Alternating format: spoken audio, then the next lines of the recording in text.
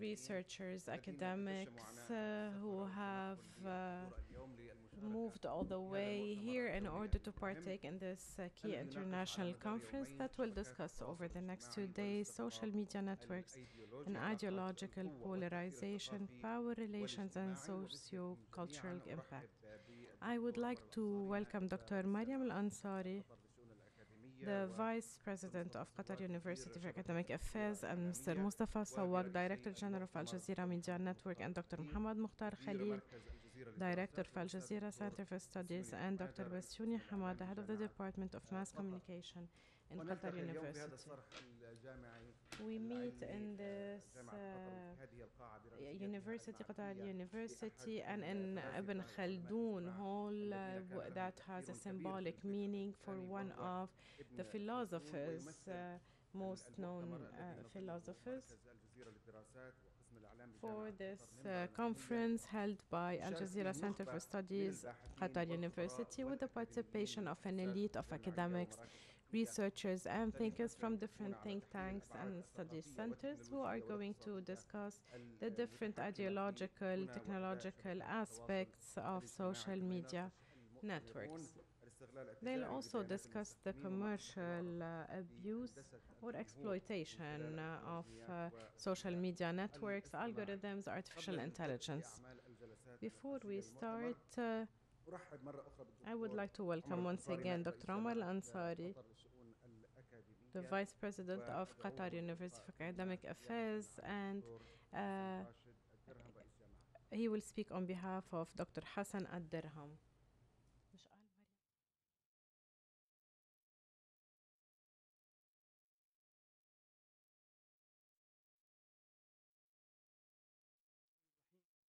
In the name of God, most gracious, most compassionate.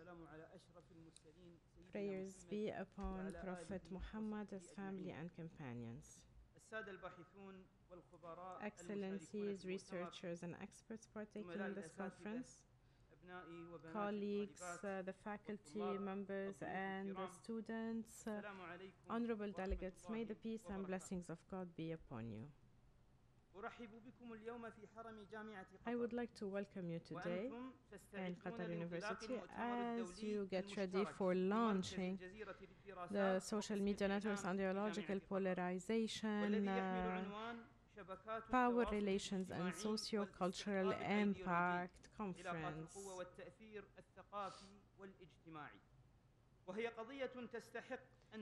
This is a cause that deserves mobilization, especially by experts, researchers, and academics who represent the different ideological and cultural and intellectual schools.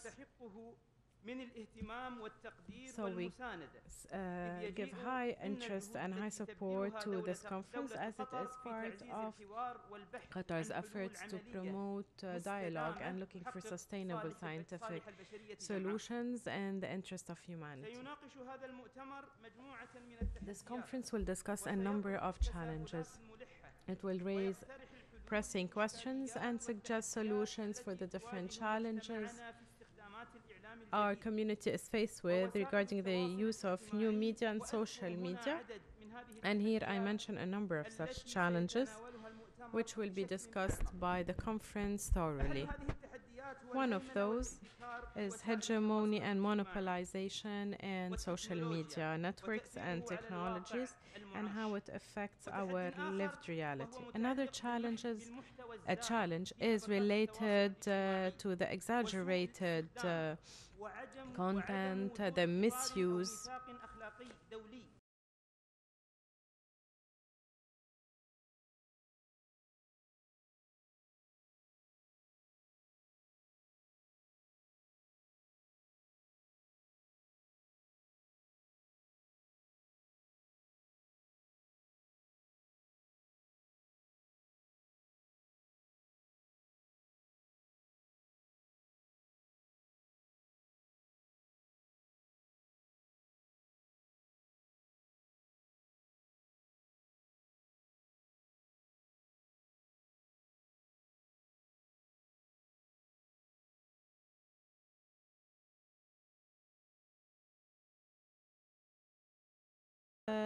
next 2 days going to bear fruit and answer or help answer the challenges and the questions that are now of utmost concern for the different academics, researchers, experts, scientists, etc. Undoubtedly, the results of this conference are an added and precious value to the achievements of the state of Qatar.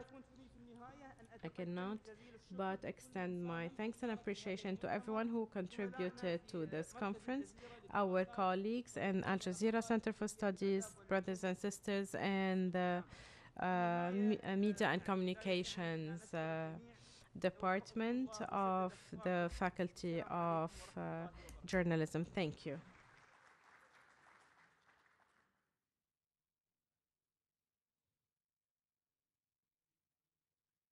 Thank you to Dr. Omar Al Ansari. I call upon Dr. Mustafa Sawaq, the Director General of Al Jazeera Media Network, to deliver his speech.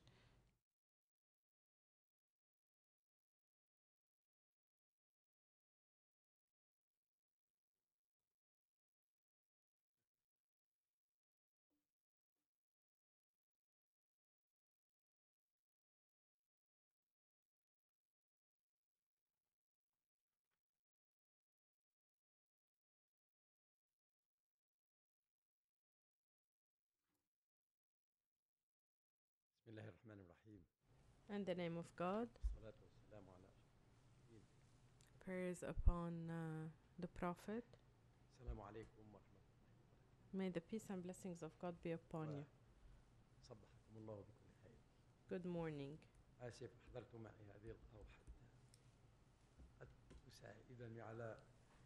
I'm sorry, I brought my coffee with me in order to be able to deliver my address. I may ask one of our colleagues to deliver my speech if I cannot go through with it. I hope I can.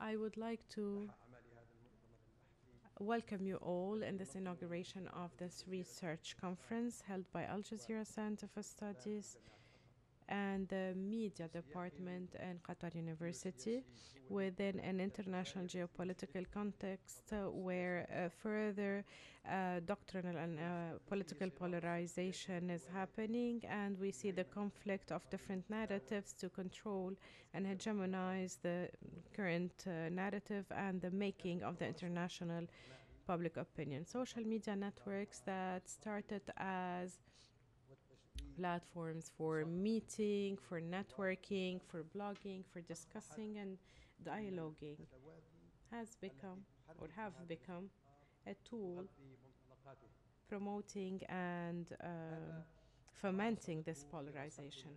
This was identified and concluded by a number of research papers, like the research paper supervised and presented by the Notre Dame University by Lisa Church on the impact of social media networks on conflict and democracy in 2021, and a study that was prepared before that, the anthropologist in Duke University, Rebecca Stein, digital militarization regarding the Israeli occupation in the social media age. Such studies reveal the impact of technological transformations and the digital media, which is used for digital wars like the one done on Qatar under the blockade and the one that is currently exercised and practiced by the Qatari occupation with their labs having developed some very dangerous tools. You all know a lot about them. So, the mechanisms of international conflicts in the world today indicate the impact of those social media networks on international relations and countries' internal affairs, both on the East and the West, and the examples are many within this context. It suffices to talk about the Russian-Ukraine war, the Israeli occupation, and the sectoral or sectarian polarization by the Hindus against Muslims in India. And this was raised by the Cambridge Analytica controversy in 2016.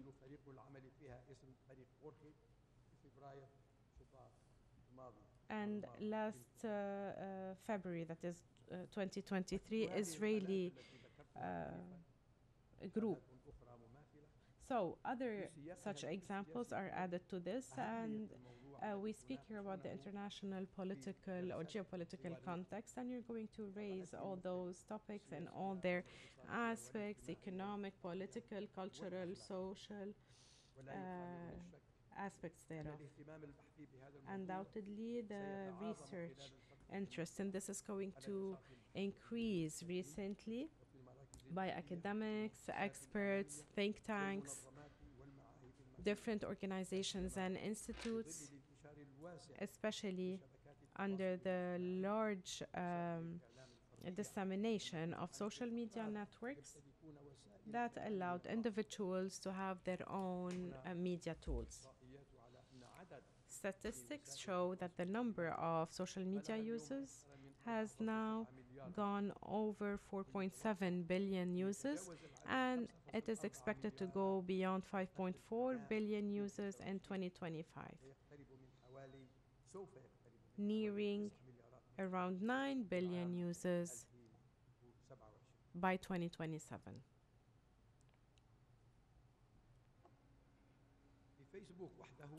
Facebook alone has 2.8 billion active users every month, and close to that figure are YouTube users, 2.5 billion users. 2 billions is the number of WhatsApp users, and 1.475 billion users of Instagram, and 1.260 billion for Snapchat, and then you have TikTok, 1 billion for Messenger, etc. So these are very big numbers and figures that I wanted to mention just to give you an idea about how important the subject is and how we are now in a very dangerous phase that may affect us now and in the future. Every user of the millennial or the Y generation between 81 and 94, born between 81 and 94, and the Generation Z, born between 97 and 2015, or 95 and 2015. So each have at least 5 accounts. However, it may go up to 11 in the US. You have 7.1 accounts in the UK, 6.9 in Japan, 3.8 accounts for every user, etc. So a lot of developing countries sometimes they have more than that,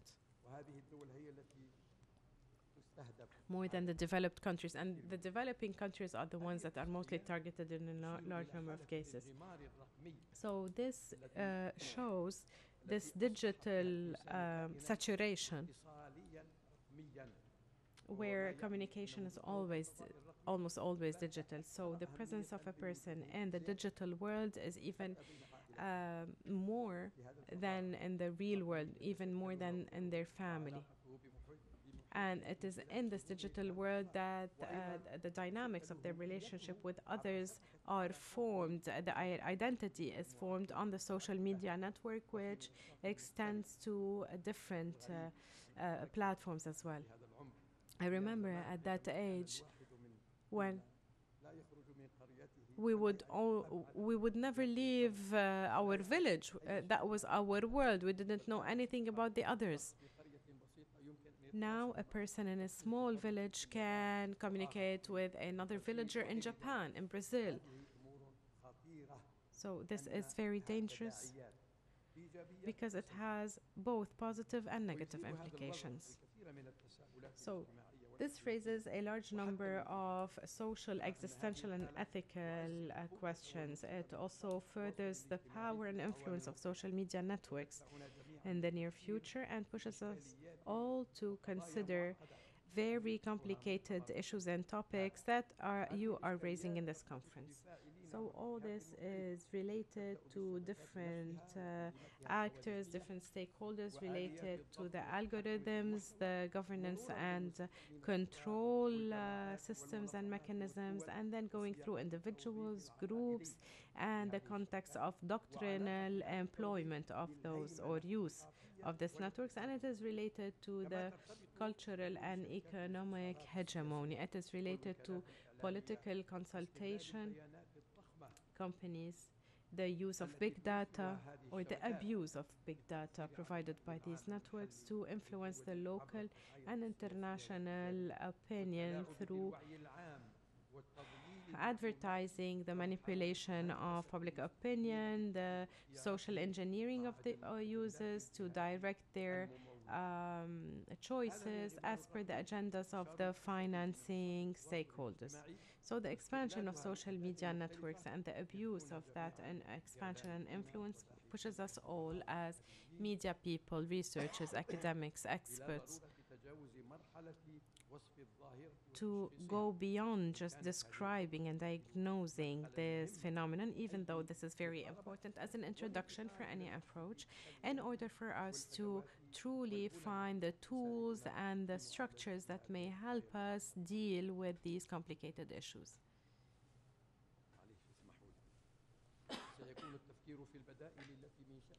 So, considering alternatives that anchor accuracy, integrity, transparency, and justice is going to be very important in this conference because the impact of ideological synthesis of those networks and the economic and political hegemony not only affects individuals but also social and political entities of the country's stability and the natural development of society.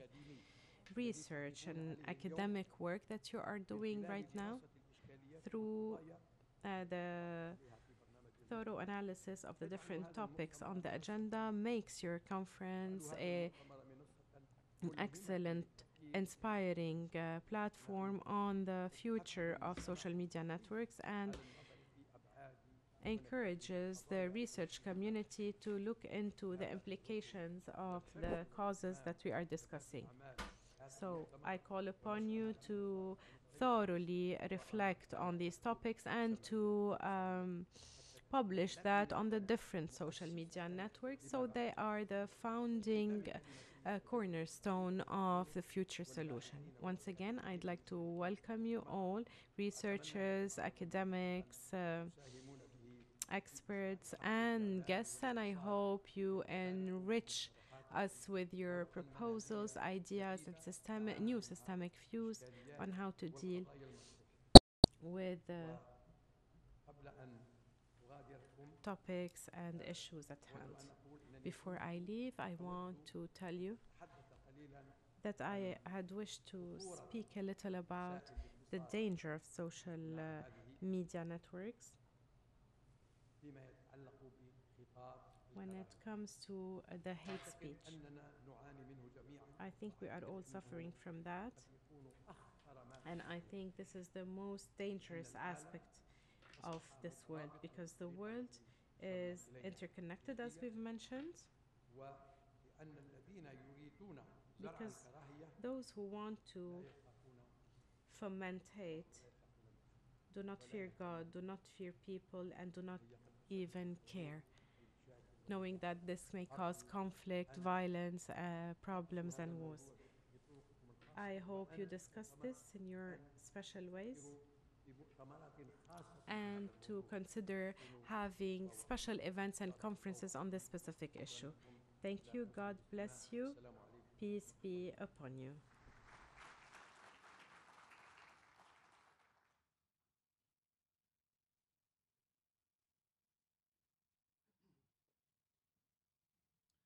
شكرا دكتور مصطفى يعطيك Thank you, العافية. Dr. Mustafa. All the best and God bless you. Tell us about the type of coffee because apparently it had a very, very good effect. And may you recover soon.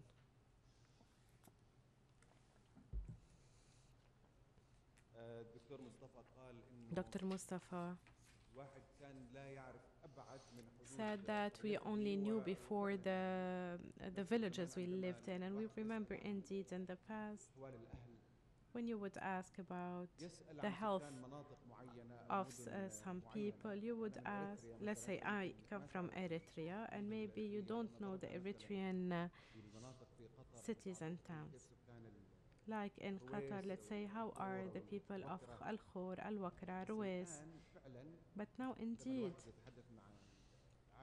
when you speak with your family, you ask them, how are the people in London, the cousins in Sweden, the cousins in New Zealand? The world has changed greatly. Now we call upon Dr. Muhammad Mukhtar Al Khalil to deliver his speech, the director of Al Jazeera Center for Studies.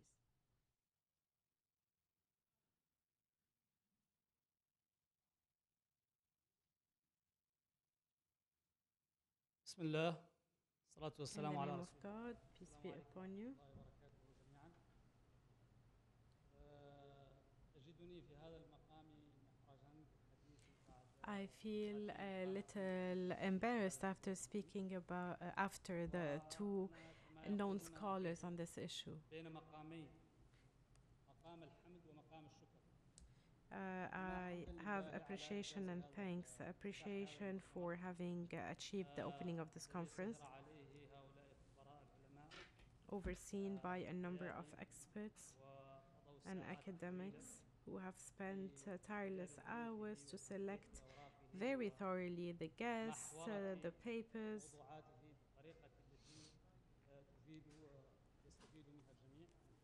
in a way that is beneficial to all, and we would like to thank them first and foremost. I cannot but thank Qatar University for this special scientific partnership that I hope is beneficial for all. I call upon Dr. Mustafa Sawaq and thank him for having answered our invite immediately and partaking in it despite his health issue. He insisted on honoring us with his presence.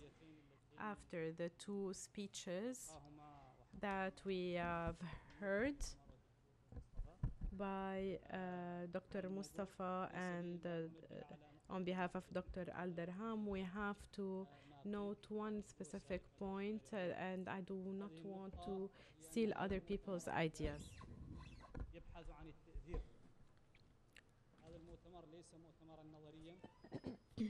This conference is addressing issues that tackles direct impact. When we were selecting this topic with our colleagues from Jazeera Center for Studies, we made a logical decision. It was said that a Saudi national would spend 7 hours online daily. Some people use it for business, others for entertainment.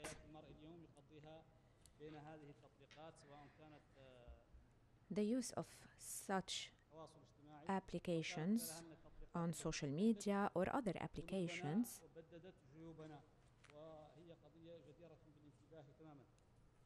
is a topic worthy of our attention.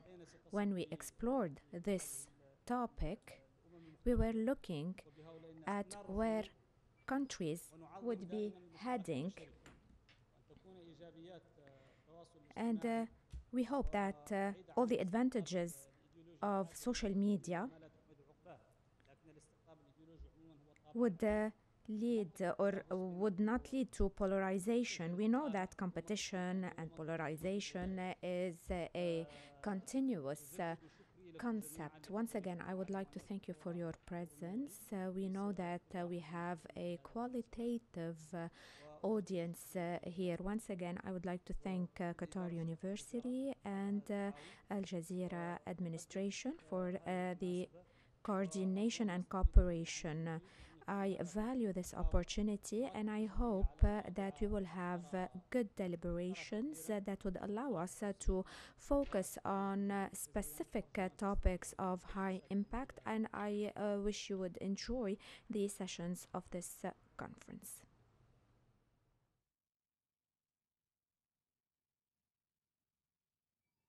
شكرا للدكتور محمد. I would like to thank Dr. Muhammad Al Mukhtar, and I call upon Mr. Basuni Hamada, the head of Department of Mass Communication in Qatar University, to deliver his speech.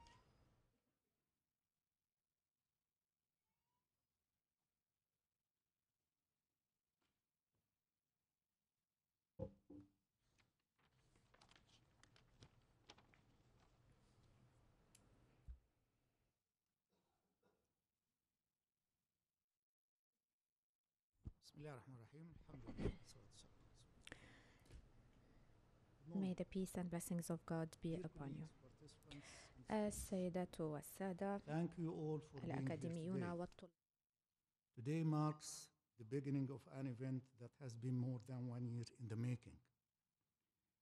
It is a great honor and pleasure to share with you some of my tentative ideas on the main theme of this conference and to define the big questions and challenges that this joint academic event between Al Jazeera Center for Studies and the Department of Mass Communication at Qatar University is held to discuss.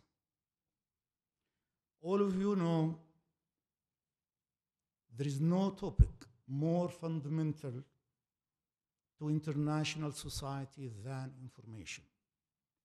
Who produces it, controls it, publishes it, who can access it, and how it is finally managed and used and impacted upon politics, economy, society, and international relations.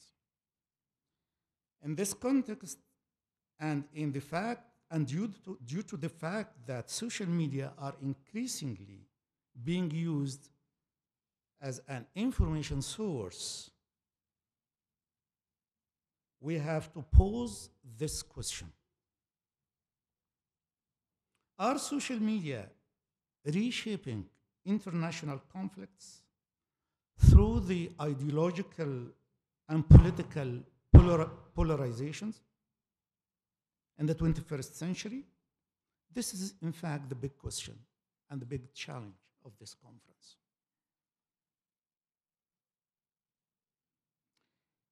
Its importance stems from the fact that social media networks is a battlefield on which power is contested and conflict is managed.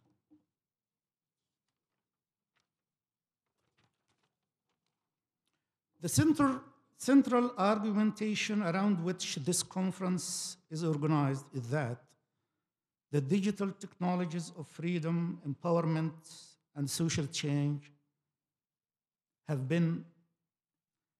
become tools in the hands of powerful countries in the contemporary world system to impose their ideological, economic, and political domination.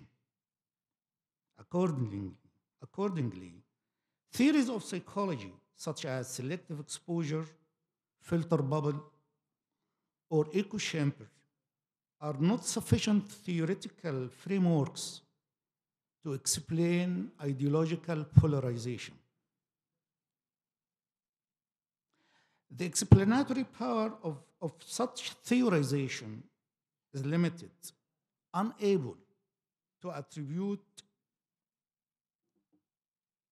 unable to attribute polarization and its socio-political consequences to the original sources. Now, what is needed? It is the critical sociological perspective that is urgently needed to help us understand this phenomenon. It is no surprise to know, it is no surprise to learn that ideologies are modalities of power that are involved in the formation and maintenance of unequal social and political relations within and between nations and cultures. What are the big questions of this conference? Are social media reshaping global conflicts in the 21st century, and to what extent? Two, what forces that determine the ideological polarization in social media, and what are its socio-cultural consequences? Is ideological polarization in social media a new wave of the cultural and socio-economic hegemony of the West? To what extent is ideological polarization an outcome of global network capitalism? Why do people share ideologically misleading social media content despite the availability of some accurate information? Six, to what extent is social media polarization a manifestation of trust deficit in both political systems and mainstream media? Seven, how and why does control over social media networks exist after technological decentralization? Eight, is social media ideological polarization a shift in the epistemic authority from professional to non-professional journalists? Nine, can the global South countries reconfigure the infrastructure of social media networks in a way to decolonize digital communication, meanwhile protect civil and political freedoms of citizens? 10, and last, what does the future of social media, ideological polarization, and socioeconomic hegemony of the West look like? I truly hope and trust that this conference that gathers together this distinguished group of intellectuals, scholars, and experts representing diverse schools of thoughts from around the world will reach some concluding results that feed both theory and policymaking process, that finally generates self-regulatory mechanisms for free, fair, and just structures and performance of social media networks. At the end, I want to thank my colleagues in the Department of Mass Communication for their sincere efforts and dedication. Also, the partnership with Al Jazeera Center for Studies represents a unique model for commitment and achievement. Thank you all for working together, and thank you all for being here. Thank you very much.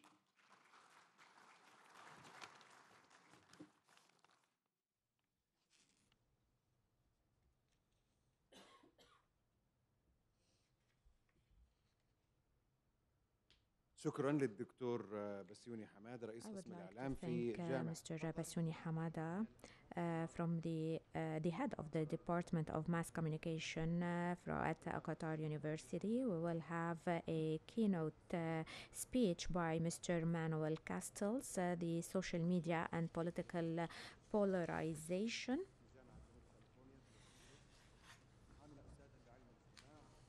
Mr. Castells is a university professor and Willis Annenberg Chair of Communication Technology and Society at the University of Southern California, Los Angeles. He was also professor of sociology and planning at the University of California, and also taught at the Massachusetts Institute of Technology at the University of Cambridge. He will be joining us through Zoom.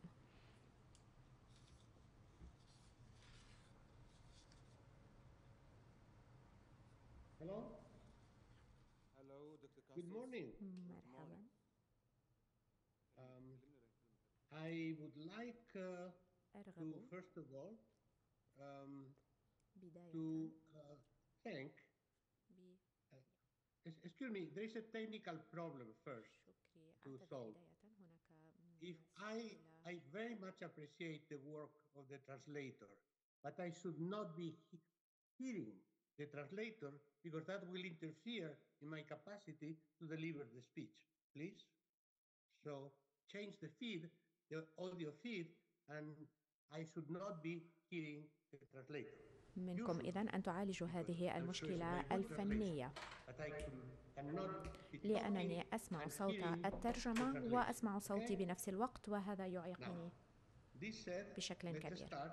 Let me first إذن thank اسمحوا لي very بداية sincerely أن أبدأ the Al Jazeera Center for Studies بشكر and مركز the Qatar الجزيرة University للدراسات for وجامعة this قطر invitation to على participate دعوتي in a most للمشاركة important في conference هذا المؤتمر with a highly distinguished audience. البالغ الأهمية مع وجود هذا As per the الحشد request of the organizers, uh, من I will try to الجمهور. present سوف some ideas and research أعرض findings عليكم بعض on the نتائج topic of the دراسات relationship حول between العلاقات بين social media وسائل and التواصل الاجتماعي political and ideological polarization that والاستقطاب is happening all over the الاجتماعي world. والسياسي الذي Um, يشهده I العالم will أجمع. speak for about 45 minutes, as I was asked to, and then we'll have about 30 minutes to address your questions and elaborate on that.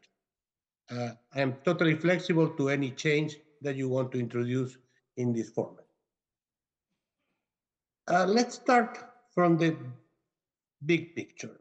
The big picture is that in all societies throughout history, power relationships are the producers of legal norms and institutions of governance. To some extent, I would say they are the DNA of societies. And this is because um, the, those who are in power try to shape, to construct institutions and laws according to their values and interests. But at the same time, those who are challenging the powers that be also try to influence uh, the legality, the institutions, and also the actual practice of these institutions. So it's this power and counter-power relations uh, that ultimately shape the way we live through the norms and institutions of society. Now, these power relationships are largely played out in the realm of communication.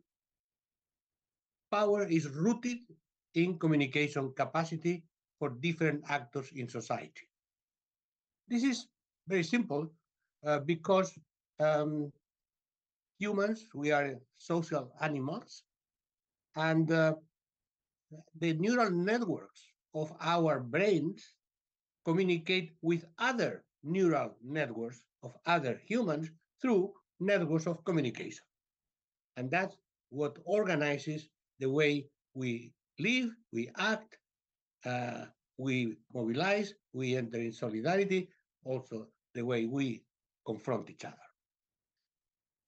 From this interaction between humans through networks of communication result the forms of social organization and institutions.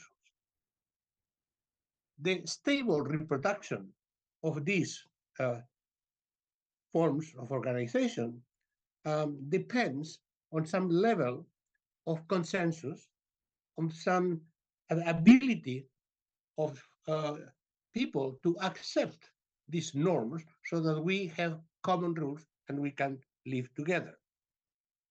In this case, the institutional system is could be perceived as legitimate or at least inevitable. Is the best of what we can do.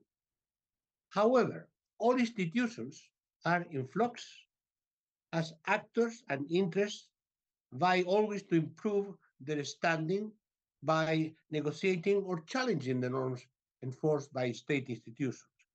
When the challenge from these social actors from different sectors uh, reach a certain level of intensity, the political institutions suffer what we call a crisis of legitimacy. Namely, large segments of society consider these institutions or these values uh, unfair to them, and, and they try to challenge and propose other sets of values to guide our conduct. A key factor in this potential crisis of legitimacy, that is, disbelief, distrust in the institutions that organize our societies, a key factor for this is the social dynamics taking place in the space of communication. That's why communication is really central to power, and power is central to society. The space of communication is organized and regulated and becomes a critical component of political legitimacy. But at the same time, if the crisis of legitimacy reaches the space of communication and the space of communication doesn't reproduce smoothly the institutions and values, then we are in a constant institutional crisis.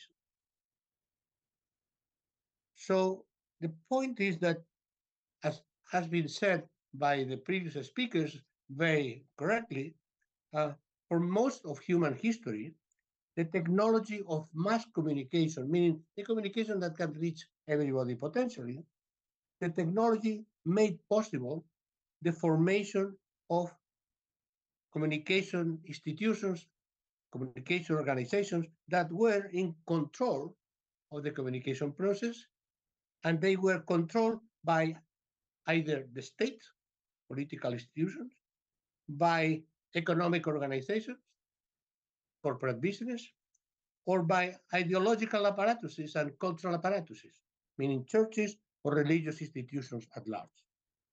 Now, with the rise of new technologies, of network digital communication technologies, which are relatively recent in history, I remind you that the internet was first deployed in 1969. Um, and now the internet allows the mass communication around the world with more or less 5.5 um, billion of internet users, and particularly talking about social media, specific networks of social interaction, we calculate is about 5.2 billion. So in that sense, what we have witnessed in the last 3-5 decades increasingly is that the formation of people-to-people networks of communication, which are largely autonomous vis-a-vis established controls. And therefore, this interactive, horizontal form of mass communication with no limits, no borders, has been disintermediating the institutionalized powers. For some people, that was the coming of freedom. People would be able to escape any controls. Well, this techno-utopia is somewhat belied by the appropriation of these platforms of digital communication, but by new forms of business and new forms of government intervention. Yet, since communication controls in this digital network context are much more difficult, and at the same time, the new masters of communication, that is, the large companies that own the platforms for communication in social networks, because of that, the interest of these companies is, in fact, to stimulate communication and to stimulate unfettered communication. Because from the circulation of information and from the data they can retrieve from this uh, circulation, in fact, this is their business model. So communicate for the companies, the top companies that control largely, it's an oligopolistic system that controls the large media platforms. They they have a vested interest in attract people to communicate as much as they want and with as much intensity as they want. Now, under these conditions, the traditional political institutions usually blame the vitality and diversity of social media communication as the origin of the crisis of legitimacy, and therefore blaming the social media for the increasing ideological and political polarization that shakes institutional stability and ultimately for a number of actors and leaders, uh, even threatens the survival of liberal democracy. Now, let's see, these are claims. Let's see what really is happening. Well, first of all, the most important thing is independently from the social media, society is increasingly polarized ideologically and politically everywhere, everywhere. And this polarization occurs in multiple domains of social life. Major conflicts have shaken the common ground of beliefs. We do not see the world the same way. This can be seen empirically in the rise of racism, of sexism, of homophobia, of xenophobia, of religious fanaticism, of radical nationalism, and ethnic hatred. This is something that I, uh, I, I would not develop too much, but I can refer you to all the data and analysis contained in my book, Rupture, the crisis of liberal democracy, in which the evidence is fully presented. Each one of these expressions of values and anti-values are non-negotiable. And this non-negotiable um, antagonism has specific cultural and social roots in different countries. However, what characterizes polarization in all contexts is the fading away of trust in the institutions and in the leaders of the countries and in the political actors. Without trusted mediating institutions able to manage conflicts, these values and interests from different segments of society appear to be impossible to conciliate. The end of trust ushers in an era of uncertainty. However, what is the specific role, not the claimed role, but the specific role of social media in the process of polarization? A stream of scholarly research in recent years shows a very complex picture of ideological transformation underway. It's not so simple. It's not like social media exists and therefore we become polarized. The important thing is that the legitimacy of all established institutions have been substantially eroded in the 21st century. And this is not only about the state, the political system, and the political actors. It also refers to, well, by the way, the political legitimacy is really in shambles these days. um, our data show that more than two-thirds of people in the world at large do not trust their political leaders, their political parties, and the political institutions. But these are United Nations data, Gallup data, etc. But in addition, this crisis of trust and therefore legitimacy reaches all kinds of other domains, particularly the economic actors, the financial system. People do not believe, particularly after the crisis of 2008, don't trust the financial institutions. They don't trust, in most cases, the traditional religions, with some exceptions in some countries, don't trust official cultures everywhere, and including they don't trust science, as it could be observed by the significant resistance to vaccines that saved our life during the COVID pandemic. But about one-third of people in many countries simply were anti-vaccine because they don't trust science. They trust much more what circulates in criticism of science in the social networks than science itself. So distrust of the elites and their messages have dramatically increased.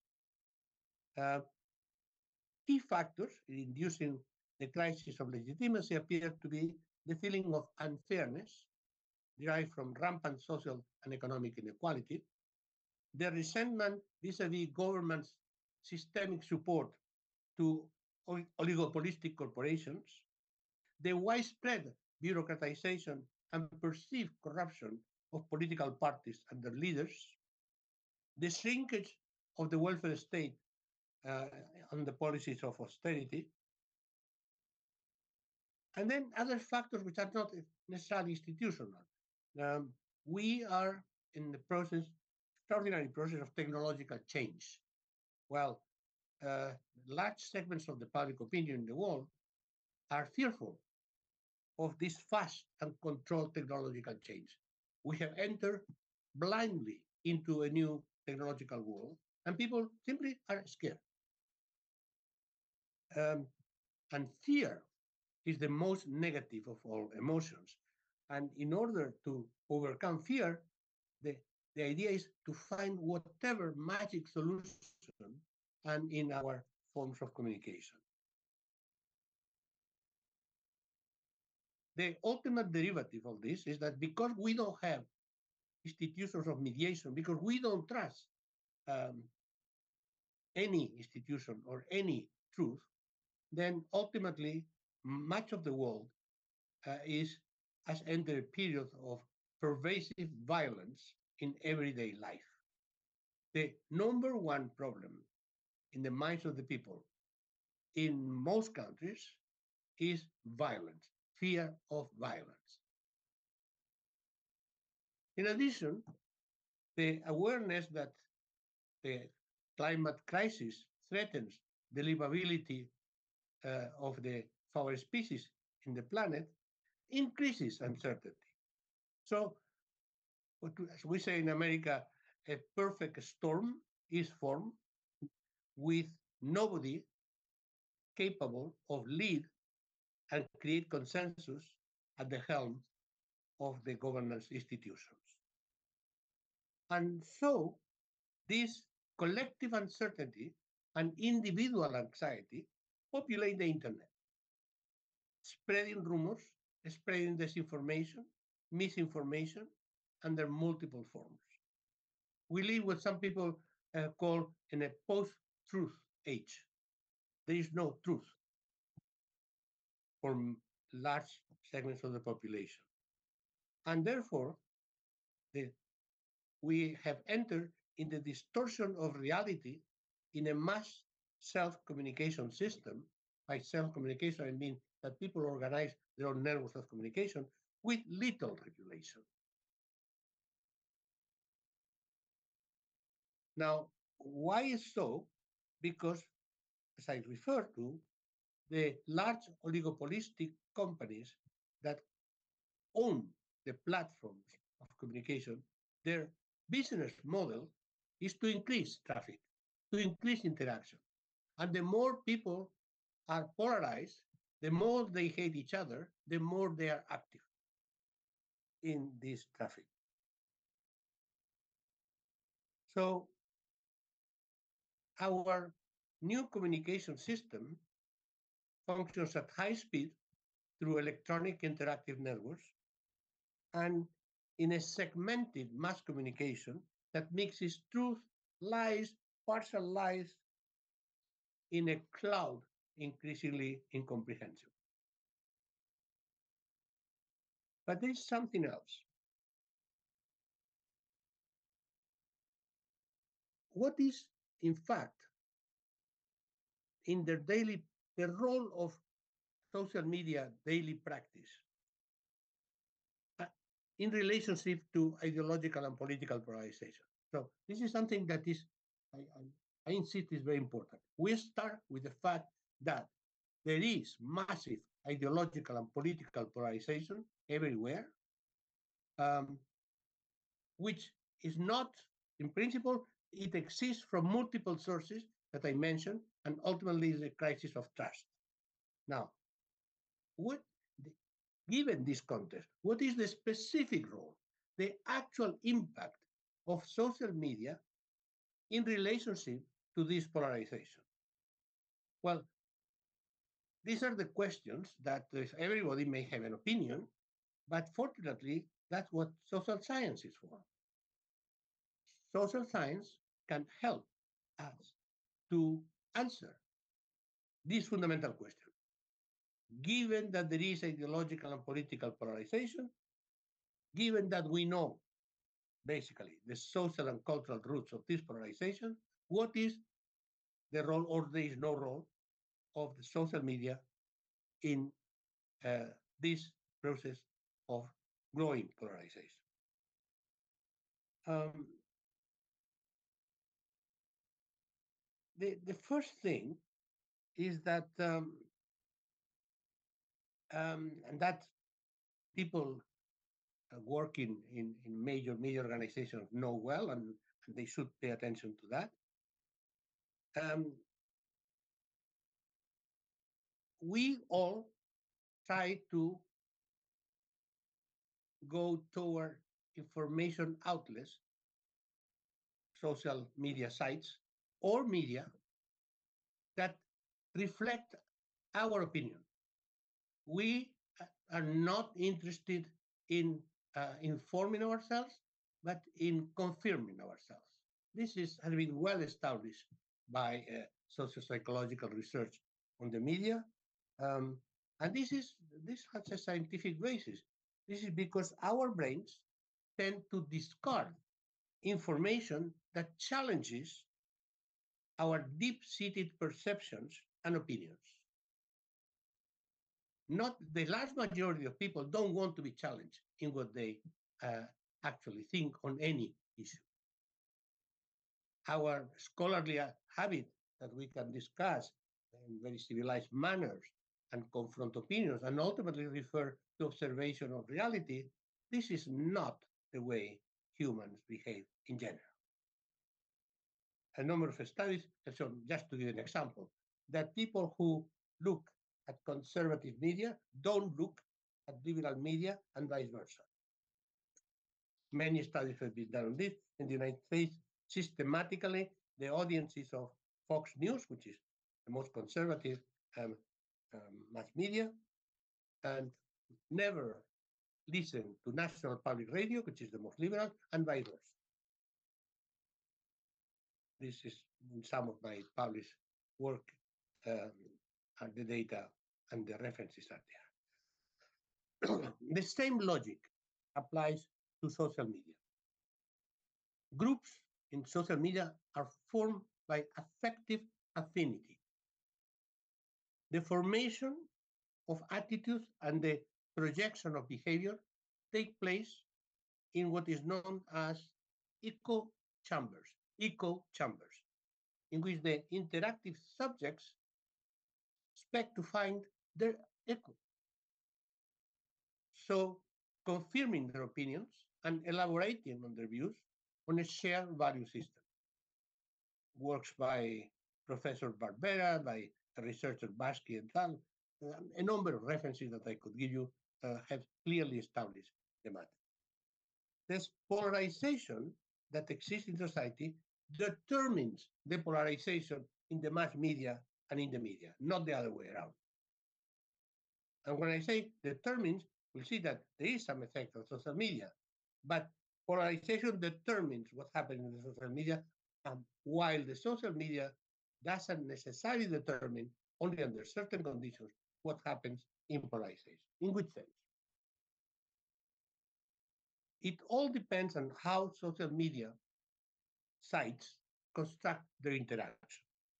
Just to cite one uh, research finding, this seminal work by Professor Tucker and others analyzing the empirical evidence on the matter, and they ultimately present three major findings. One, increased media fragmentation that mirrors the cultural and political fragmentation of society, and ultimately lowers the quality of political information. Second, for those people who consume political information in the social media at large, but they are exposed to a diversity of opinions in people who are not polarized, in fact, the use of social media increases their tolerance and their openness to discuss. Those who are not polarized, and the majority of people in the world, the majority are not polarized, but those who are polarized are extremely visible and extremely active in social media. Indeed, the third uh, finding of this summary research is that the exchange of political views or ideological views in social media sites are frequently negative and uncivil. And then this contributes to the political polarization. So if I can cite uh, Professor Barbera, she is the big expert in the matter, uh, after discussing the current body of research we have, it is, he says, it is criticism of partisan identities and not necessarily online opinions on specific issues that drives polarization. Because in fact, the surveys that we have at the global level show that less than 20% of interaction in the social media have a political or ideological component. People are about cooking, it's about personal relations, it's about fishing, it's about art, it's about sports. Not necessarily everybody is obsessed with political ideological polarization, but those who are then are the most active in social media. Here is one critical study that can show the not necessary connection between use of the internet and polarization. A study by Boxell and others in the United States that became a point of reference. Greater internet use is not associated with political polarization among different demographic groups. Example, between 1996 and 2016, political polarization increased substantially, increased political polarization in all age groups. However, it increased twice as much than the average among people older than 65. Those people exactly who have the less use of internet and the less active in the internet. The young people who are users of internet were less and less polarized in the United States. They are more active but less polarized. However, for people who are politically polarized, then the use of social media exacerbates the radicalization, particularly for the extreme right. It deepens polarization and intolerance in society because they are the most visible in the communication space. And in addition, passionate interaction in the social media is addictive. This is addictive because the frequent use of likes and comments and counter comments and fights, ideological fights in the media, uh, are the source of a rush of dopamine. It's a brain matter. If you get excited, your dopamine goes uh, out of control, and it's very satisfying. It's a drug. So the more people are engaged and opposed and fighting in social media activity, the more the dopamine neurons are active. And the anticipation of this pleasurable effect increases the um, controversy and the opposition in the social media. With virality also then speeds up the diffusion of misinformation that is accepted uncritically for the users who would like this to be the truth and not whatever fact you can show to them. And finally, in case of political deliberate campaigns, targeting negatively or positively certain messages of political actors and political leaders is amplified extraordinarily by the massive use of programmed robots, which amplify exponentially the distribution of the message. Um, and under such conditions, any attempt to counter the misinformation by reminding basic facts is totally overwhelmed by the sheer size of the mass of misinformation. Under such conditions, subjectivity cancels objectivity. And the poor, good professional journalists that try to stick to the facts are read by those who are in principle in agreement with what they say, and not by the others. By the way, this massive use of robots in political campaigns has been a critical factor in important electoral victories, as the studies show. Trump in the United States, Bolsonaro in Brazil, in the Brexit campaign in the UK, Meloni in Italy recently, as well as the growing influence of extreme right groups in France, Spain, or Sweden. And these campaigns are expensive. And therefore, uh, these campaigns are conservative billionaires, like the Koch brothers in the United States, that are actually financed and supported this kind of campaign. So it's not simply a social media that suddenly magically radicalizes society.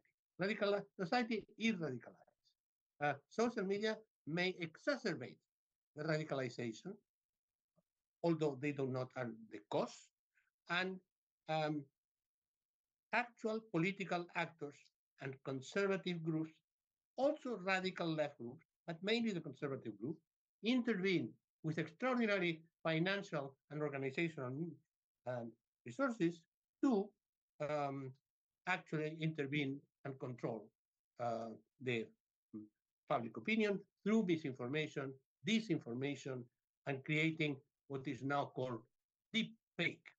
There are fake news, which is simply lies, and then deep fake is when you see a political leader or religious leader in person saying something absolutely obnoxious and that provokes the reaction of people who are against what this person says. But in fact, the person is not saying. It's a pure fabricated image and audio. And so the loop is closed. Ideological and political polarization uh, is focalized on the activity of vocal minorities that but hold to their beliefs in dedicated sites and fight relentlessly the opposite views. And so they contribute to further polarization, which therefore increases activity in the networks for the benefit of the platforms that do not like to moderate too much because they need to actually have people engage in conflict that increases data that they receive. So, in sum, social media do not create political and ideological polarization per se. This has its roots in a number of conflicts in society. The legitimacy of political system as such in the world has been eroded. and therefore there is little institutional mediation. However, in this framework, social media exacerbate and broaden polarization by occupying the digital public sphere. Thank you very much. And if you have any comment, I would be glad to elaborate. شكرا شكرا جزيلا دكتور مانويل. وسوف نأخذ بعض المداخلات. إذا سمحتم لي بأن أسأل السؤال الأول للدكتور مانويل، بما أن هذا المؤتمر ينظم بالشراكة بين شبكة الجزيرة، مركز الجزيرة للدراسات قطر University, Al Jazeera Media Channel and Center for Studies. So we are also concerned with the effect of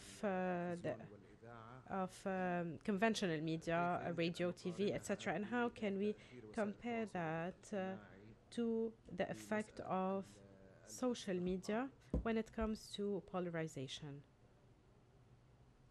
Well, I would say the problem with the comparison between social media بالمقارنة بين مواقع التواصل الاجتماعي والإعلام التقليدي. more important in communication and informing opinion than TV, by far, by far. The TVs altogether don't have 5.4 billion viewers in networks of interaction. So whatever happens in the social media in terms of framing the public opinion and framing the public debate is much more important than television. Television is based on entertainment, much more than anything. Now, as you know, we have coined the expression infotainment. And it's also largely a one-way communication system. Yes, there are some programs that include comments and reactions from the audience, but fundamentally, it's a one-way mass communication system, while social media are an interactive social communication system. And therefore, the power of formation or deformation of opinions in the social media networks is much greater. But in terms of the where the reality is more fragmented, it works the same in television. People who watch in terms of political and ideological messages, television do it in the outfits, in the networks, in the television network that they know are going to be comfortable, and vice versa. So in that sense, it's the same. The echo chambers and the differentiation between myself and my opponents is similar, but amplified much more in the social polarization in the networks.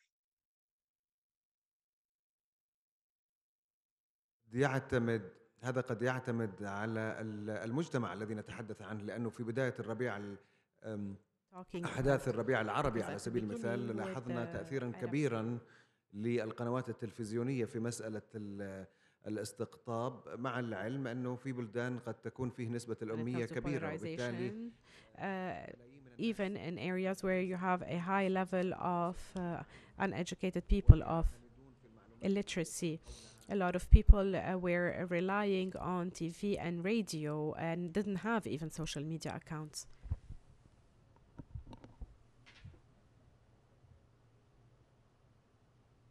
لا نسمع المتحدث. 5.4 billion of people practicing as regular users of social media in a planet of 8 billion.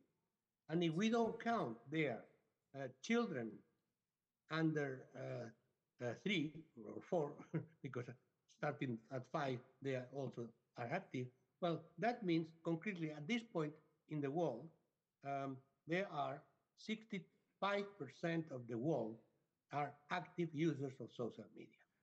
Okay? So one thing is to say that there is inequality in terms of the quality of access, in terms of the price, but in terms of practice in social media, it's not a minority phenomenon, and it's not a phenomenon of the developed countries at all. And then, to some extent, the, the country with most users in television, excuse me, in social media, of course, is China, um, uh, partly because of the Chinese numbers and everything, but there are more internet users, many more in China than in the United States. So my point is, um, the actual practice in social media not only is massive everywhere in the world, but is growing. Let's say when my generation will disappear, then social media will be used by everyone, almost everyone, 90%. At this point, it's 65%, and the concentration of non-users is in people over 65 years old, which simply are not used, and it's not their culture, their ways.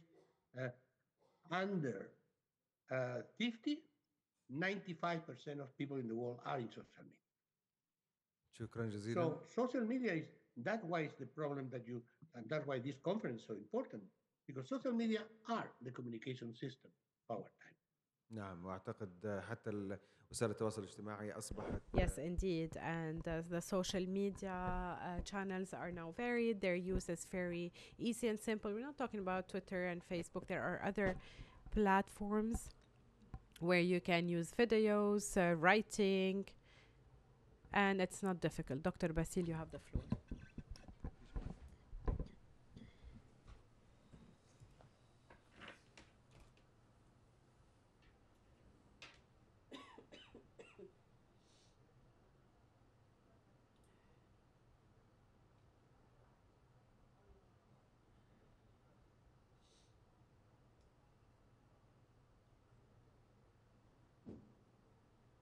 Well, thank you very much, Professor Castles, for شكرا بروفيسور كاسلز على قبولك دعوة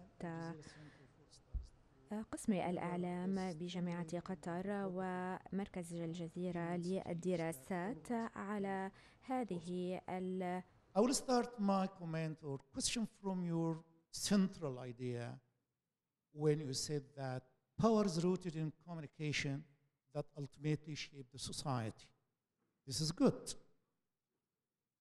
But given the fact that the United States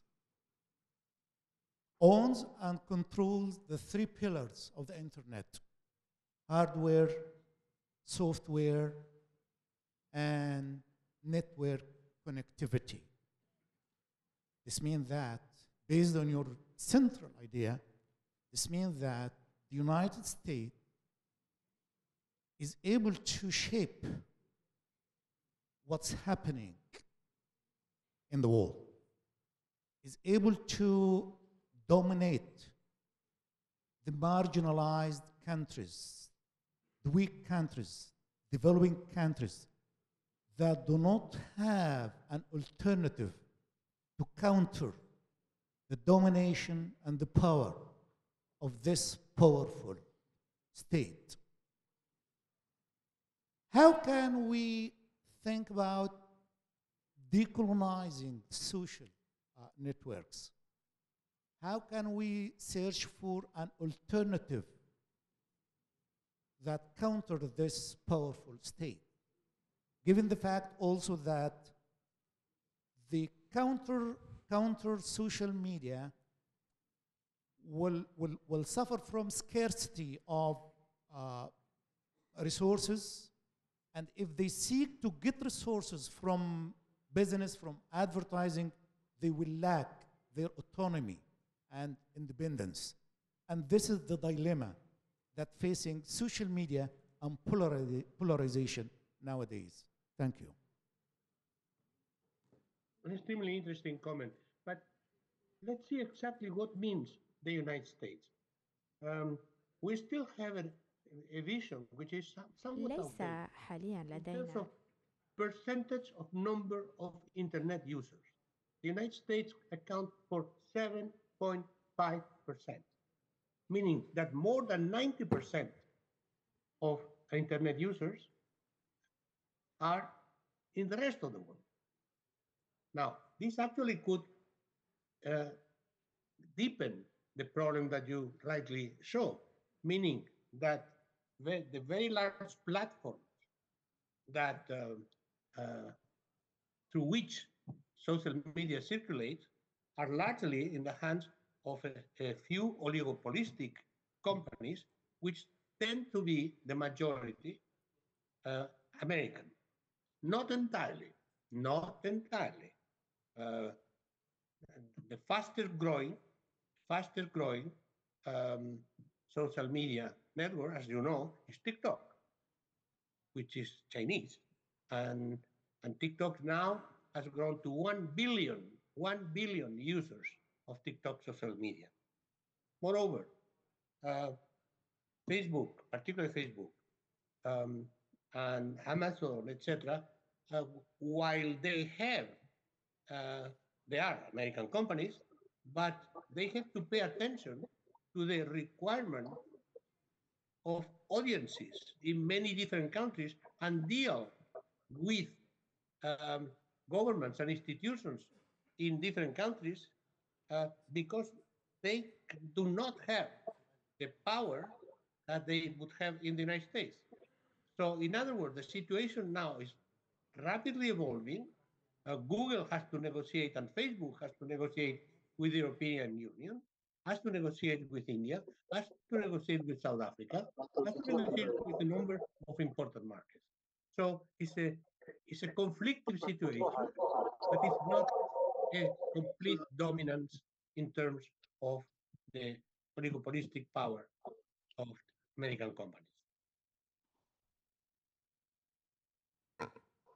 حسنا، هناك بعض الأسئلة هنا. هذا سؤال من الدكتورة هاجر قويدري. A question from Dr. Hajri. You said in your book the anger networks which led to some extent to the Arab Spring. It also was able to control Wall Street and so forth, and that you said social media did not create polarization but reflect it. So this is what you mentioned about truth and the interactive truth. Well, they do not create polarization. لا، هي لا تنشئ الاستقطاب إنما تعززه. That I mentioned. And that good advice, a good policy would be a policy of moderation within the networks with some control about what can be posted or the tone of the conflicts in within a social media network. However, the problem is, remember, the problem is that uh, is not in the interest of the business model of those companies to moderate, because if they moderate, they lose activity, which is the basis of their business model. Now, the other thing is that these companies um, sometimes uh, pay attention to the pressure from the public opinion, the pressure of governments, and they introduce some moderation. But to give you an example, TikTok last year,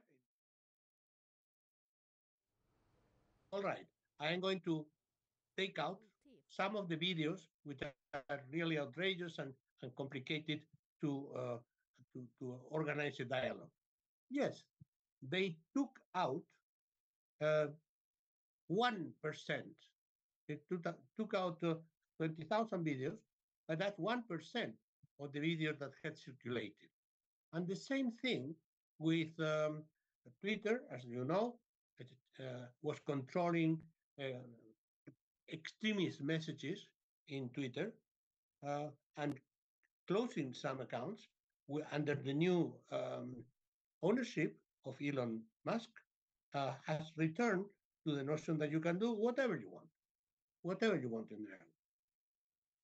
So, in other words, in terms of the principle of free expression and freedom of expression, um, companies are very reluctant to introduce what they call censorship.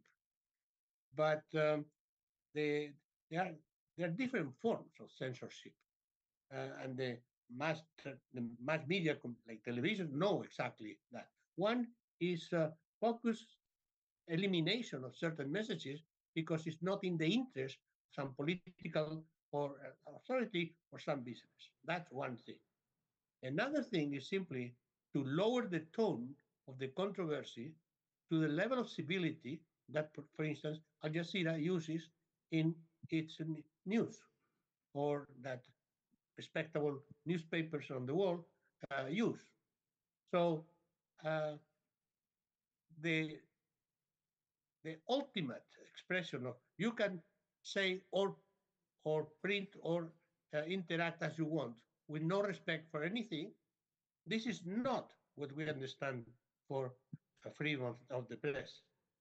But there again, we are bumping against the business model of social media companies that they have only one rule, and they are not right or left. Uh, One rule: more and more traffic, more and more bytes, more and more data, because that's their business model. So unless governments intervene and force the control of damaging comments or manipulation, is practically impossible. And at that point, at least in the West, the legal complaints and the judicial supervision of freedom of expression makes it difficult to differentiate when it's censorship, when it's not, and ultimately, it's for the moment there is very little hope of responsible moderation of the traffic that goes through the networks. هل في مداخلة من القاعة؟ تفضلي.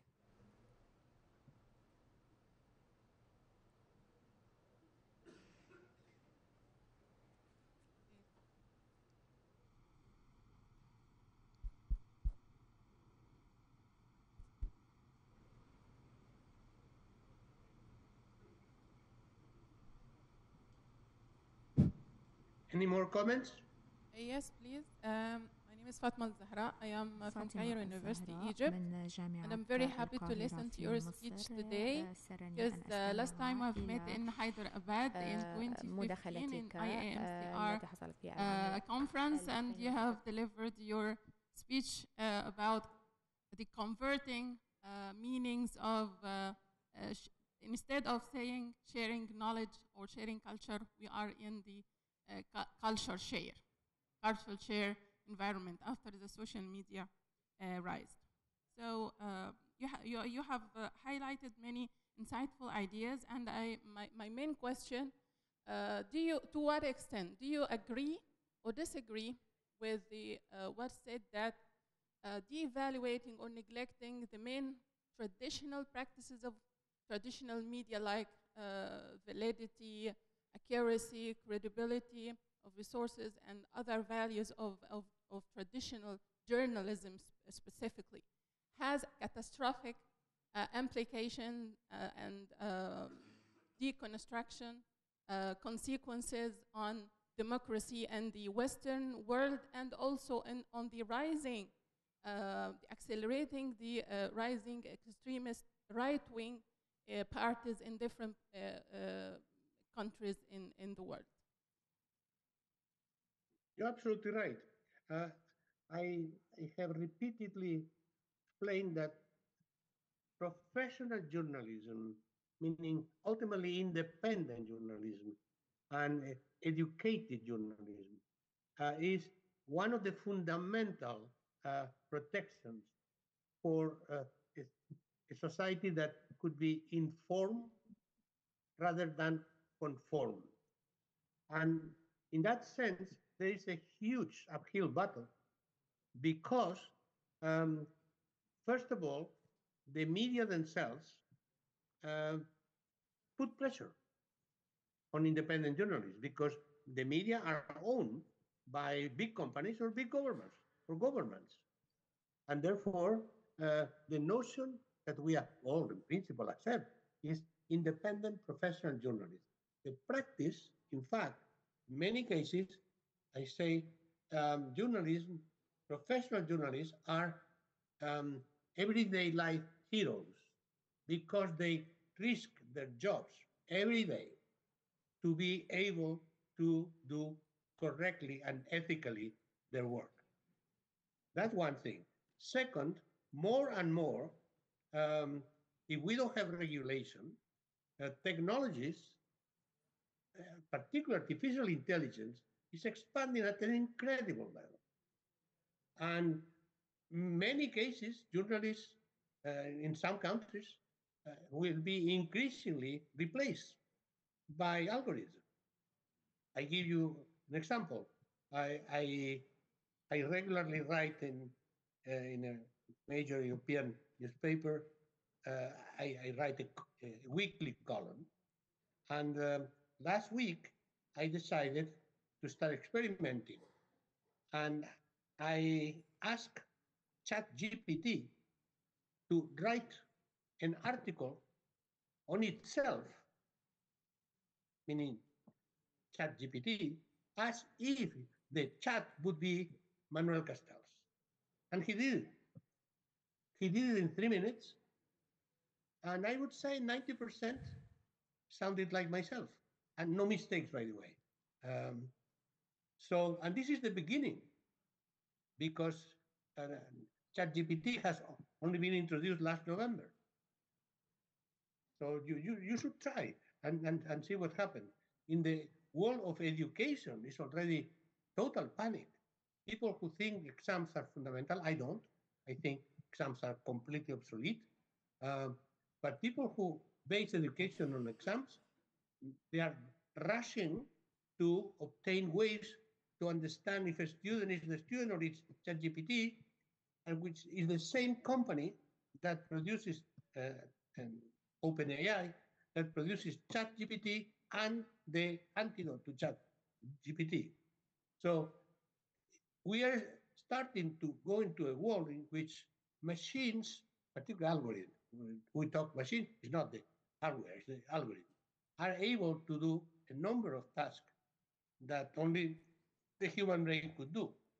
Um, but the same way that in an automobile factory it's better to introduce robots because they don't strike and they don't have a request for social benefits, the same way in the world of information, many of the tasks that we are now perform will be done by relatively obedient algorithms.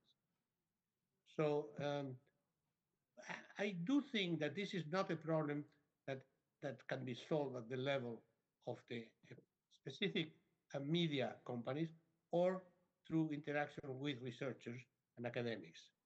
This has to come from the institutions. In my personal knowledge, the European Commission is the one political institution that is more advanced in renegotiating the meanings of professionalism, journalism, and truth, and fighting misinformation. But this is an absolute requirement for all governments in the world to start doing that, while trying to be careful of not mixing that with repression, uh, free expression, and starting censorship. This is the very delicate balance. But to really know exactly what to do, what not to do, what are the limits, this is where academics and, and professionals or journalists collaborating could find ways, could find an accommodation of human values and political values of democracy with the new technologies and with the new environment. And this is what I think, that's why I think this conference is fantastic. Because otherwise, the social media, at this point, there's uh, another trend developing now. It's just the beginning. which is, okay, this society, this world doesn't work anymore, so let's escape reality. Escape reality. So we are going to live in the metaverse, and we are going to live through our avatars. And if it doesn't work, we follow Elon Musk and we go to Mars to restart the human species there. Evading reality, escaping reality uh, through technology is one of the greatest dangers of our time. حسنا دكتور مانويل، هناك سؤال من إحدى الطالبات أفنان from سعيد a أحمد، student ما present أهمية here. انتشار What الوعي is the بمخاطر importance مواقع of التواصل الاجتماعي raising وما هو awareness التأثير against المتوقع the من risks انتشار of social الوعي media, أكثر and من مجرد إحداث to صدمة what أو extent تأثيرات لحظية لدى الجميع؟ can this lead to a better experience of the audience? A better experience. Yeah, of course, social media and media in general are not just about political information and political um, civility, but they're also about culture. They are also about trying to reflect the beauty of our different cultures in our world, the beauty of the nature, the awareness that we are a whole. So this ultimately is what I call education at large. But education at large doesn't mean boring television or trying to make people able to read a scholarly journal. No, it's simply professionalism in the field of communication, communicating different things, which starts with very good schools of journalism and departments of media as yours uh, that try to create the awareness and the skills in professionals which have to defend the old values with the technologies and the knowledge of our current state of the art. في اتفضل.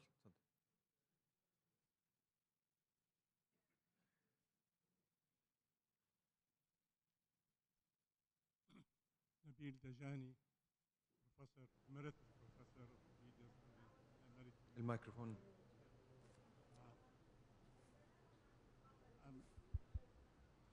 I'm fascinated by the presentation of عفوا لا نسمع سؤال الصوت المتحدث من القاعة.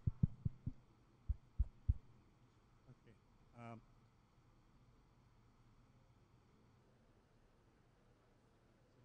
so old, I'm not used to these technologies.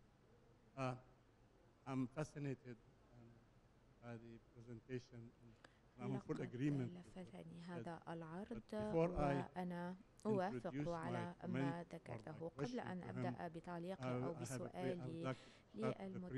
By the question raised by Syed Uthman Al-Farah when he referred to the traditional media as radio and television. See, I'm a dinosaur. I lived before the radio or television. When I was born, there was no radio or television. So talking about traditional media and forgetting a very important component media, that is the folk media, the face-to-face interaction. And I think this is something that has been ignored, and it could come out with great solutions for our problem of the social media, which I hope I will discuss tomorrow in my talk. So now to go back to the issue that the points raised by Professor Castellas, I'm in agreement with him about that the social sciences are the solution, and that really we should seek solutions for the problems of social media through social sciences. Exactly. We have problems of collective uncertainty, distortion of reality, and so on. But the problem is we have also to see the problems in the social sciences themselves. The social sciences for themselves to operate, to come out with the proper solutions, I think they need to be considered and viewed differently. As an academician, I see the problem now in our universities. We are social scientists and scientists in general, but particularly in the arts, are restricted by the use of terms. For instance, I cannot use now his, her, chairman, and so on. I have to use his, her. Certain terminology that we are restricted. We cannot talk about, for instance, certain issues. We cannot talk about the Holocaust, but we can criticize the Quran. So these restrictions have to be considered. And to be considered, we have to sort of consider what now the West have forced on us, what they call globalization, which is nothing but Westernization. You see, we're talking about global values, and these are Western values. What is needed right now to be able to, for the social sciences to operate, we need a new moral order. Instead of talking about world communication order or world judicial order, we need to look at or try to establish a world moral order where not only the values of the West are considered, but the values of all cultures. So this is, to me, the starting solution. In agreement with what you said, the social sciences, but the social sciences have to operate within a new moral order. Thank you.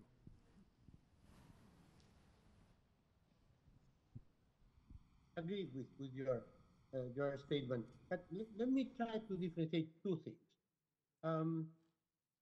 All social scientists in the world, regardless of the culture, and even I would say, or their ideology sometimes, we can agree on some basic criteria of what is science, in terms of the methods, in terms of theoretical debates that have to be tolerant and open to different opinions, bringing in the diversity of intellectual perspectives and the diversity of scientific approaches.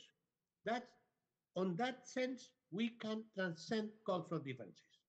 The same way that we have chemistry and we have physics and we have mathematics, which do not depend on the cultural context. Social scientists is much more difficult because, of course, values and understanding society are largely connected. But in any case, we have to make the effort to establish a social science that transcends cultural values and which could be a language that we can understand each other. That's one thing. On another thing is that I totally agree with you that when we say human values and shared values, very often this has the connotation of the values that were established by Western nations and then imposed through colonization, definitely. But it's not like this has to stop us from understanding some basic methods and theories that do not depend on the cultural context, depend on our ability to explain phenomena and to build a global community of social scientists with respect for each other, even if we come from different cultural traditions and different values. But totally agree that very often the notion of Western values, the notion of human values, is in fact a disguised way of saying Western values are the universal values, period. No, we have to fight against that. But that's a cultural battle, which we should differentiate from the ability to build systems of analysis, observation, and interpretation that should transcend the debate on values. شكرا. هناك حاصل في سؤال من مسألة القيم. طالبة Another لما question عبد العزيز from Lama المحمود، Abdelaziz. وتقول بحكم أنها وسائل Sweden and التواصل said, given that social media have become means for hate and negative interaction by people, who is behind these new behaviors? What is their objectives, and how can we put an end to hate and to homophobia, xenophobia, and the like? Well, um, again, there are two different things. Social media per se, the industry of social media has only one goal: make money. That's it. It's a business. It's really a business that only accepts constraints because has to. But there is money making is their god. Okay, that's clear. Now, if we talk about the polarization of society at large that then is expressed in social media, well, um, I think there is um, there is there are two reasons fundamental. Of course, it's a whole set of analysis, but two reasons. One, uh, lack of trust in the institutions of government, traditional religious institutions. So this is one thing, because when we have lost trust, then uh, people are going back to their most primitive instinct, which is to hate the other, to hate the people who are different.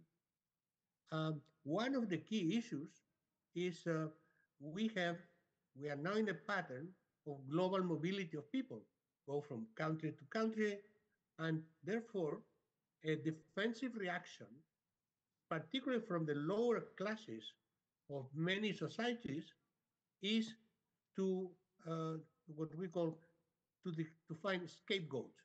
That is, uh, my problem is that there are too many Arabs in France. Uh, Forgetting, by the way, that the majority of Arabs in France were born in France. So the more people don't trust their leaders, and the more they are uneducated about the real state of the world, and the more all their difficulties they are put on some other people. And so fighting the other is a way of justifying yourself and developing the rage.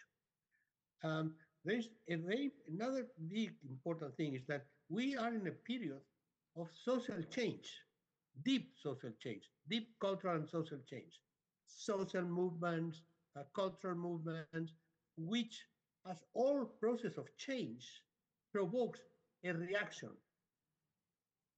For instance, one of the most important things that have happened in the last 5 decades in the world at large, not just in the West, is the growing consciousness of women of their rights, not universal rights, their rights as concrete people in every society with different manifestations of this autonomy.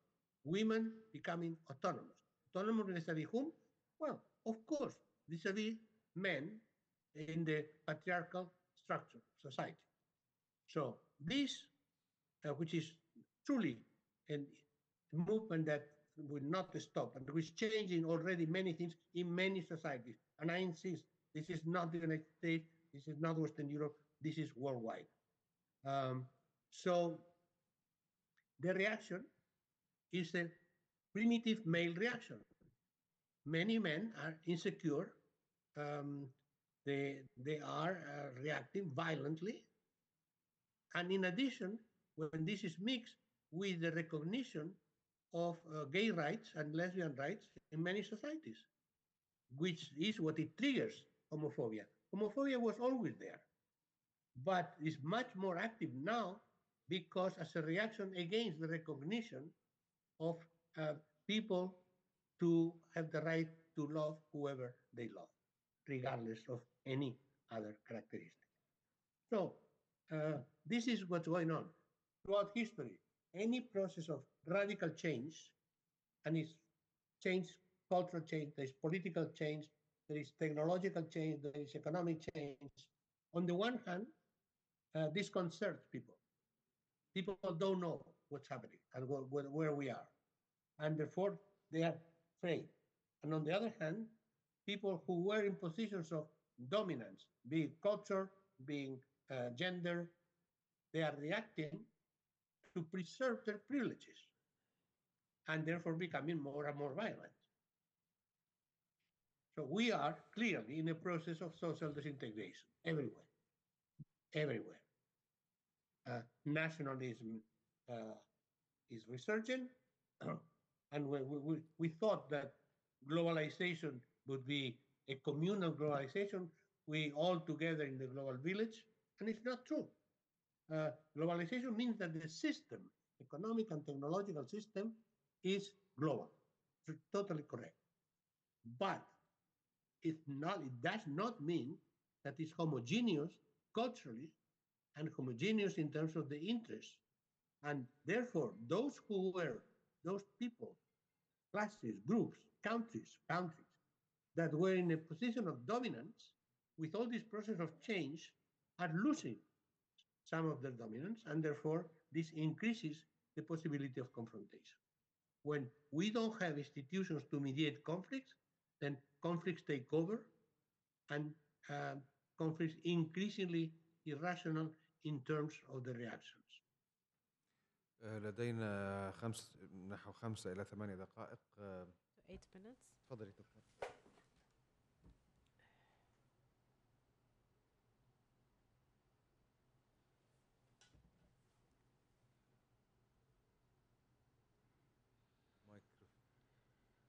شغال؟ تفضلي.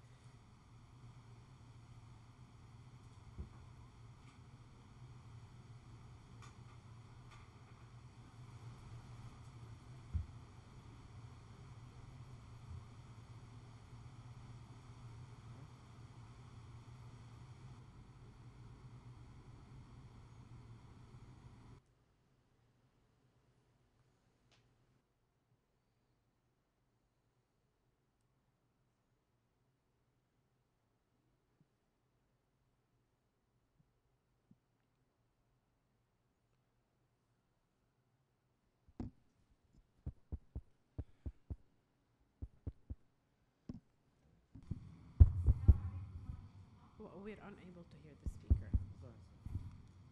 مريم الخاطر أستاذة في الإعلام الرقمي والسياسة في جامعة قطر. أود بداية أن أشكر القائمين على المؤتمر ممثلا في شبكة الجزيرة وجامعة قطر على الأخص. في الحقيقة أود أن أشكر الدكتور البروفيسور مانويل كاستل. I would like to thank Professor Manuel Castel for his well-articulated speech today and his articulated also network theory. In fact, in your theory, Professor Castel, you claim that the digitization influenced the political sphere, and this is true, as it is transformed the scope and the speed of communication. In your book or in your network theory, you said that the multimodal communication space is what constitutes the global public sphere. So, at this stage, we are talking about the social media network and its role in the political or in the ideological mobilization. Professor Castel said like that we can't blame social media networks in particular.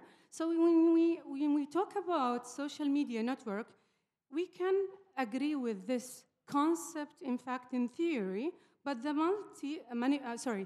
manipulation of social media is associated with the power. So who owns the power? He owns the manipulation of social media. So he is owning or manipulating the society and manipulating the globe or manipulating the virtual public sphere, which is becoming stronger than the regular or the classic public sphere. So at this stage, we can raise the question of to what extent we can apply this notion or this concept in the theory to the age of the AI. So most of the social media companies are competing at this stage, and they are, in fact, competing with each other's. One example is Microsoft with ChatGPT, and we are waiting for ChatGPT 4 at this moment because we have reached ChatGPT 3, and Google is competing with Microsoft as well. So to what extent we can apply this notion to the age of AI and the fast development of the robots and ChatGPT and the AI and the computer or the AI development. So let me to wrap it up. So the manipulation of the power or the power of owning the network or the tools. So who owns the tools? He owns the public sphere or the virtual public sphere. So would you please, Dr. Manuel Castel, explain it in the term of this notion? Thank you for your time. شكرا جزيلا.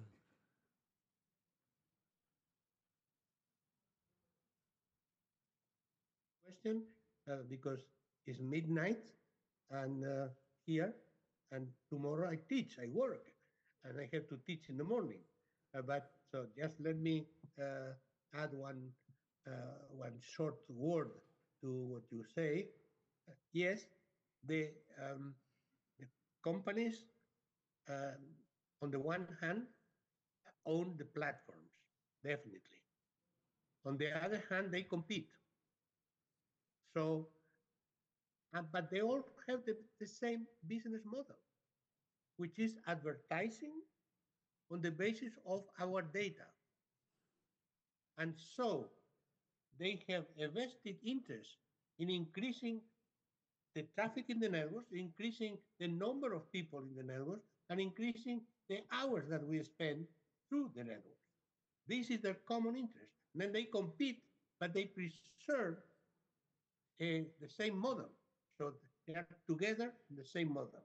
What is the problem with this system is that never the private interest of a small group can prevail on the public interest that should represent the majority of the population and the long term. But because we don't trust the institutions, and the institutions often go hand in hand with the oligopolistic structure of the media and social media industry, then in fact, we appear to be powerless, but we are not. We are not, because we have seen in recent times and in the last 10 years, constantly social movements that using the social media, challenge the powers that be, including the powers of the social media corporation. That's why, fortunately, reality in life is not so simple. And where there is domination, there is resistance to domination. And since the communication system of our time is largely based on social media, then people to try to liberate themselves from powerlessness also use the social media to reach millions, billions of other people to improve the condition of power relationships in society. So it was a great pleasure to be with you, and I hope it's not the last time. And I encourage you. Could we take one more question? With myself and with other colleagues around the world to build a empirically grounded social science of understanding communication in our time with all its political and ideological implications. Thank you very much. Okay. كان بودنا ناخذ مداخلات أكثر ولكن انتهى الوقت عموما. نشكر الدكتور مانويل كاستلز. الآن سوف تكون هناك استراحة. Now we will have a break for 30 minutes and then we will resume the next session.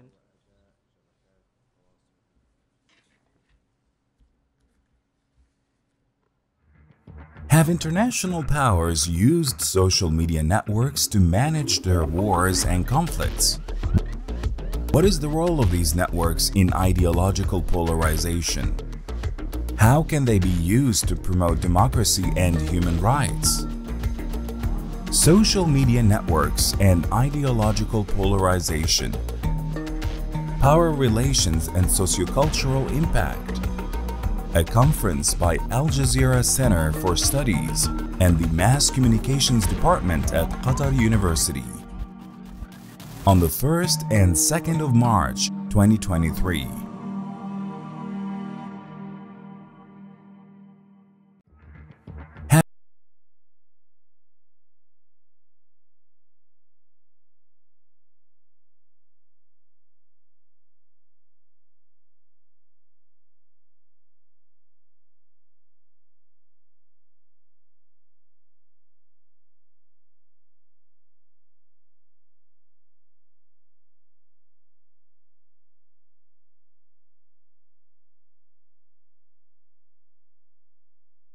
For Study, Communications Department at Qatar University. On the 1st and 2nd of March, 2023.